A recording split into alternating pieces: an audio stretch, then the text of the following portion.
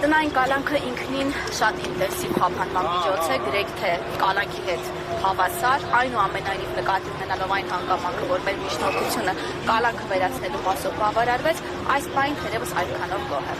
Մի բան ասեմ, այս վերջերս դիտեցեք ոնց որ տրենդային է դարձել, խիստ կալանքները փոխարինել տնային կալանքով, տպավորությունն է, որ դատարաններն են համաձայն օրինակ պաշտպանական կողմի միջնորդություն էին, բայց որպեսզի ավելի բարձրալների շատ չնեղացնեն, միջանկյալ որոշում են ընդունում դա տնային կալանքները, օրինակ Լամբետ Կարապետյանի դեպքում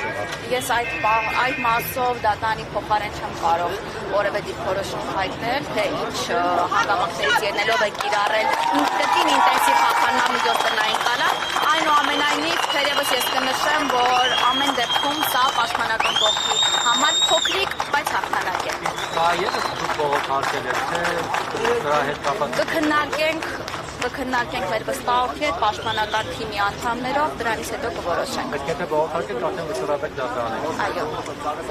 Այո։ Երբ ազատ կարգացնենք առհասարակ բողոքների քննություն, դատավճռի դեմ ներկայացված եւ հանրային մեղադրողի եւ մեր կողմից ներկայացված բողոքների։ Մեղադրյալների մասով ինչ։ Այո։ Նույն կազմի։ Դատարանը երբ տուն կտանի, երբ տուն կուղարկի Գիտեք, ես հուզմունքից նույնիսկ չլսեցի, թե դատարանը ինչքան գրավի գումար սահմանեց, ամենայն հավանականությամբ, այո։ Փաստացի մտավախությունը այն է, մեղադրող կողմի նաև փաստարկային է, որ Դավիթ Համբարձումյանը կարող է լքել Հայաստանը դեպի փաստի դիմել, Ինչպես տեսանք, հանրային մեղադրողի դիրքորոշումը ոչ միայն դա էր, այլ նաև հանրային մեղադրողը արձագանքելով դատարանի այն հարցին, որ այն պայմաններում, երբ որ Դավիթ Համբարձումյանը ըստ էության քրեակատարական հիմնարկում հայտնվելու գիտակցումով միևնույն է Ռուսաստանի Դաշնությունից վերադարձել է Հայաստանի Հանրապետություն, ինչով է հիմնավորում հանրային մեղադրողը